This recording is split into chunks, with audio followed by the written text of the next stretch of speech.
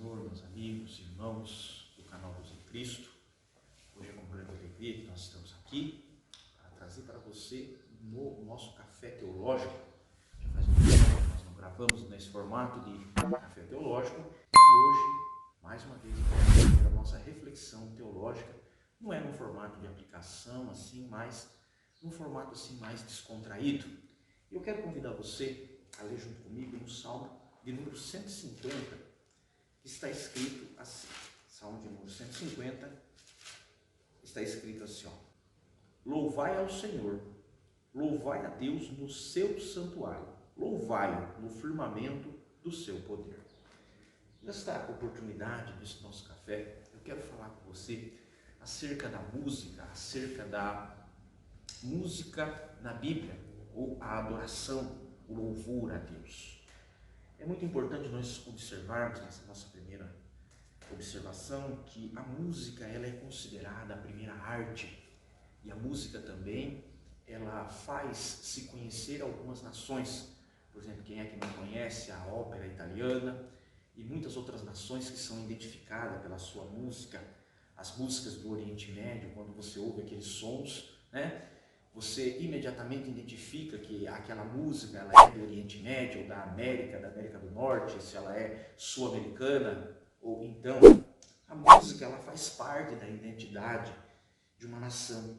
E também nós vamos ver que no desenrolar da história bíblica, a música ela vai aparecendo até chegar a fazer parte do culto. Como o apóstolo Paulo diz que quando nos reuníssemos, que tivéssemos salmos, hinos, né?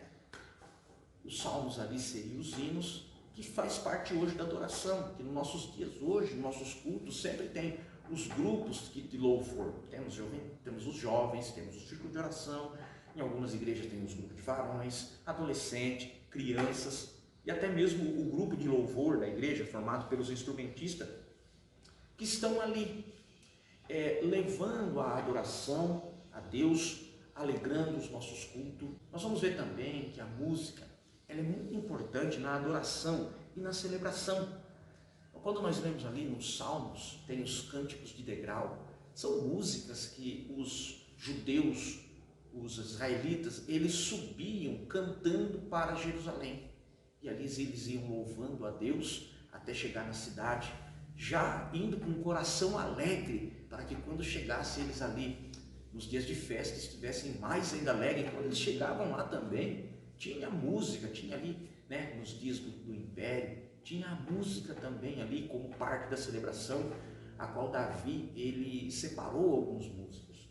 E a música ela vai entrando assim devagar dentro da história bíblica. O primeiro relato que nós encontramos, ele está em Êxodo, capítulo 15, do versículo 4 ao 19, que depois daquela grande milagre que aconteceu, Deus tirar o povo do Egito e levar eles então até Canaã, eles atravessaram o mar em terra seca, e os soldados egípcios quiseram passar também por aquele mesmo lugar, e Deus fechou as águas. E a reação que eles tiveram depois de olhar o mar se fechando foi o que? Foi louvar a Deus. É ali que nós vamos ver o cântico de Moisés, louvando a Deus. Essa foi a reação que eles tiveram após de ver aquele grandioso milagre. E interessante que no período dos juízes também, depois que Baraque teve uma guerra contra o Sísera, assim que eles venceram aquela grande batalha, que inclusive é muito bonito a maneira como eles venceram, a Bíblia diz que Débora louva a Deus por aquela grande vitória. Está escrito esse texto no livro dos Juízes, no capítulo 5, do versículo 2 ao 31. E vemos também, meus irmãos, que na monarquia, já nos períodos ali de Davi e Salomão, quando Davi quis trazer a arca para Jerusalém, no capítulo 15 de 1 Crônicas, no versículo 4 até o versículo 15, a Bíblia nos mostra que Davi então chamou ali os músicos, pediu para que os levitas se consagrassem a Deus, e foi ali os levitas, os músicos, as pessoas que estavam encarregadas de levar a arca. E quando eles estavam voltando, a Bíblia diz que eles vinham louvando a Deus. E veja que a música ali também fez parte dessa grande celebração. E nós vemos que a música ela teve dois duas importâncias dentro desse evento. Ela serviu para elevar o ânimo e os corações e a mente do povo que estava ali levando, fazendo parte daquele cortejo ali, até levar a arca de volta para Jerusalém. E segundo, a música também, ela ajudou a dar mais atenção para o evento que estava acontecendo. Você pode notar que não existe nenhum evento na minha ou na sua cidade que ele não tem música. O tempo todo ali tem um som ligado, tem uma banda tocando. E Davi, então, quando ele levou a banda para trazer a arca para Jerusalém, o intuito dele também era chamar a atenção das pessoas ao redor. Aonde passava, as pessoas ouviam, mas o que está acontecendo?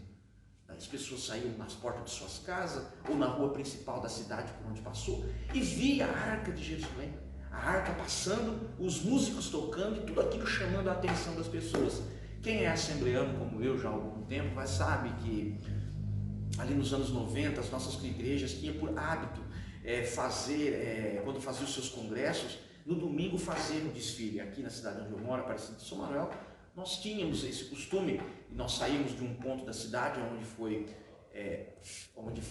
feitos os primeiros cultos da igreja a qual eu pertenço, e eles vinham desfilando pela cidade até chegar na igreja. Geralmente faziam isso no domingo, na parte da tarde, e tínhamos um grande culto de adoração a Deus. Tudo isso era para que chamar atenção. Então, quando a banda passava, as pessoas diziam: olha, são os crentes, são os evangélicos que estão passando, e chamava atenção para o evento, né? Talvez com isso, algumas igrejas que aderiram a isso, com o passar do dia, muitas pessoas vendo isso, a curiosidade surgiu, e a pessoa veio até a igreja, acompanhou aquele desfile, veio até a igreja para ver o que estava acontecendo, e muitas dessas pessoas aceitaram a Cristo. Porque a música, ela chama a atenção, realmente mesmo, né? Como nós já dissemos. E nós vamos ver também que na inauguração do templo de Salomão, também a música estava lá.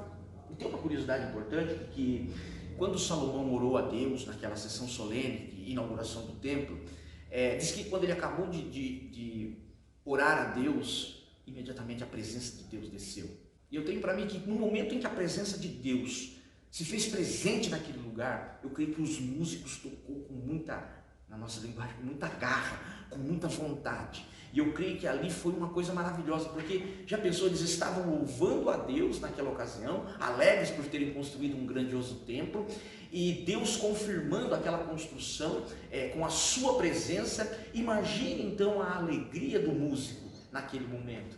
Imagine a alegria do músico que sabia que ele estava louvando a Deus e sentia a sua presença. E é essa a disposição que nós temos que ter quando nós estamos dentro da nossa igreja, das nossas igrejas, louvando a Deus. Nós temos que louvar a Deus com alegria, porque Ele se faz presente no ambiente, aleluia, da igreja, quando nós nos reunimos para celebrarmos nossos cultos. Então vamos louvar a Deus com alegria. Aqui, ó. Como nós vimos aqui, meus irmãos, nessas ocasiões que passou, a música chamou a atenção, a música ela trouxe uma atenção para o evento que estava acontecendo e fez parte dessas celebrações e louvores. Então nós chegamos a uma primeira conclusão que o objetivo do louvor é glorificar a Deus, elogiar a Deus. Só que nós estamos vivendo um momento muito, eu vou dizer por mim, conturbado dentro da música, principalmente da música gospel. Nós estamos vivendo um dia hoje que os nossos louvores eles estão um pouco antropocêntrico e não cristocêntrico. É muito para mim, eu quero, eu desejo. Tem alguns hinos aí, tem um hino aí, né, que eu não vou dizer qual que tem até uma polêmica em volta dele, que as pessoas criticam pela letra que ele tem. Mas uma coisa que eu estou observando muito nesses últimos tempos, nos hinos, as pessoas chamando Deus de você, chamando o Senhor Jesus Cristo de você. E aí eu quero convidar você a fazer uma reflexão. Davi foi um dos maiores compositores de salmos. Em algum momento, ele se referiu a Deus como você. O apóstolo Paulo foi um homem que teve uma intimidade muito grande com Jesus Cristo, com Deus, com o Espírito Santo. Em algum momento, ele ousou chamar o nosso Senhor de você. No cântico que ele canta ali em Romanos, onde ele diz: ó profundidade das riquezas, tanto da sabedoria quanto do conhecimento, que o cantor Nani Azevedo fez um belo hino com esse texto. Em nenhum momento esses homens chamaram a Deus de você, ou ao Senhor Jesus Cristo de você. E nós estamos vendo isso hoje na música gospel. Eu até uma vez dentro de um comentário dentro do Facebook, do YouTube, uma moça cantou um hino muito lindo e ela referia-se a Deus como você. Eu até coloquei um comentário assim: se nós não entendêssemos que ela estivesse num contexto de culto, ela estaria fazendo ali uma bela canção como uma declaração de amor. Aí uma pessoa respondeu que quando nós chamamos alguém de você, é porque temos muita intimidade. Só que eu te faço uma pergunta: quem nessa vida teve mais intimidade com Deus ou com o Senhor Jesus Cristo do que o apóstolo Paulo, do que Davi? Eu creio que nos nossos dias hoje, talvez não tenha uma pessoa que tenha essa intimidade. E se essas pessoas não tiveram essa ousadia de chamar o Senhor Jesus ou chamar a Deus de você, por que as pessoas dos dias de hoje têm essa ousadia? Eu creio que nós para com Deus, ainda Deus não mudou isso daí, né? Eu creio que nós temos que hoje procurarmos termos esse respeito da mesma forma que os homens de antigamente tinham. Pare e pense nisso um pouco. Eu sei que para algumas pessoas isso vai soar um pouco retrógrado, um pouco assim, uma coisa assim que a pessoa vai dizer: nossa, o irmão aí é velho, parece que não mudou. Não, eu leio a Bíblia. Eu leio a Bíblia e eu observo a Bíblia. Eu não vi esses homens chamando, se referindo a Deus ou ao Senhor como você. Também temos um episódio da música muito interessante que está em 2 Reis, no capítulo 3, quando o exército de Israel estava em guerra e com ele também estava o rei Josafá. E os profetas de Jorão, os profetas do Reino do Norte, os profetas de Baal, começaram a profetizar e Josafá ficou um pouco desconfiado e ele disse assim: não tem aqui algum profeta do Senhor para que nós possamos consultar a Deus? E Jorão naquele momento falou assim: olha, tem um aqui, mas ele não fala muito bem de mim, é o profeta Eliseu. Ele falou: chama ele. A Bíblia diz então que quando Eliseu chegou, ele falou assim: olha, Jorão, se eu não respeitasse a presença de Josafá, nem para a tua cara eu olharia. E aí ele diz assim que, ele falou assim: ó, então se você quer que... E pediu para que ele falasse alguma coisa da parte de Deus. E ele falou assim: ó, me traga um tangedor. O tangedor, ele é um músico diferente dos outros. O tangedor, ele por meio da música, ele atrai uma ambiência espiritual própria para a manifestação de Deus. E eu entendo por que Eliseu chamou, e eu entendo por que Eliseu quis chamar o tangedor. Irmãos, eles estavam num ambiente de guerra. A tensão era muito grande. Então eles precisavam quebrar aquela ambiência de tensão, de guerra, para que Deus então pudesse manifestar e falar. E aí, quando o tangedor começou a louvar, o Espírito de Deus veio e falou através da boca do profeta. E com isso nós aprendemos uma importância muito grande do louvor dentro da igreja. Qual é a importância dele? Ele atrai uma ambiência para que Deus possa se manifestar. Então nós vemos que os louvores dentro da nossa igreja não é para esperar o crente chegar, como eu já ouvi um determinado pastor dizer. Não, o louvor, ele é para atrair a presença de Deus, proporcionar uma ambiência maravilhosa, um ambiente maravilhoso para a adoração. Então o louvor, ele não é para preencher o tempo do culto, não, ele serve para trazer esse ambiente, para formar um ambiente propício para a ação de Deus, como aconteceu naquele caso. E é uma coisa que nós temos que observar isso também e fazermos essa observação acerca disso. Será que na hora do louvor nós estamos ali ativamente, tal, dentro da igreja, louvando a Deus, mas na hora da palavra, que é o nosso principal alimento, que é a palavra que Jesus Cristo disse: nem só de pão viverá o homem, mas sim de toda a palavra que sai da boca de Deus, a pessoa às vezes acaba saindo. É uma coisa que acontece nos nossos dias. E como nós vimos, meus irmãos, o louvor, ele tem a sua importância dentro da congregação, ele tem a sua importância dentro do ambiente de culto, né? Mas não é só de louvor que nós vivemos também, vivemos da palavra, porque é a palavra quem sustenta. Então fica aí esta observação.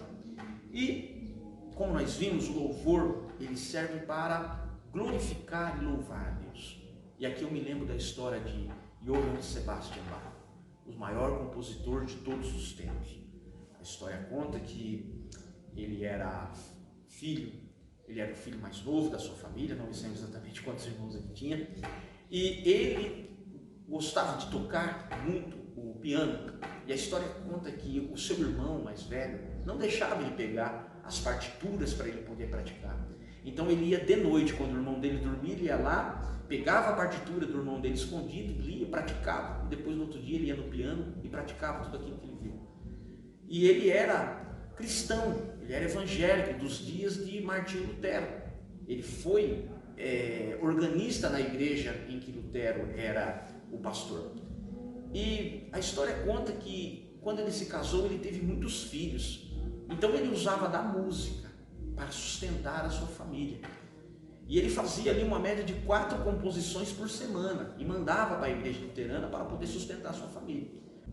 E quando ele morreu, ele tinha ali uns 20 filhos, segundo a história, ou menos, pouco menos.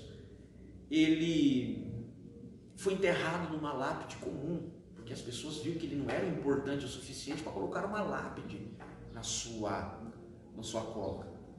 E 100 anos depois, um grande músico inglês descobriu as partituras de Johann Sebastian. E ele então falou assim, não, esse homem é muito importante, esse homem deixou uma obra maravilhosa. Aí as pessoas tiveram que desenterrar mais de 40 covas até achar os restos mortais de Johann Sebastian Bach e colocar ele num lugar de honra, porque ele foi um grande compositor de músicas, principalmente músicas para a igreja luterana. E o que identificava as partituras que era de Johann Sebastian Bach era que em cada partitura estava escrito S, D, G, que significa só lhe dei glória. Então, durante toda a sua vida, toda a música, toda a composição que Johann Sebastian Bach fez, ela foi para glorificar o nome do Senhor. Que Deus abençoe grandemente a sua vida, continue estudando, continue ali lendo, porque Deus tem grandes bênçãos para a sua vida, e que este café teológico sirva para ela ajudar. É o que eu peço a Deus, em nome de Jesus, e já agradeço a Deus pela oportunidade de estar podendo compartilhar com você esses pensamentos teológicos. Que Deus abençoe grandemente. Fique com Deus.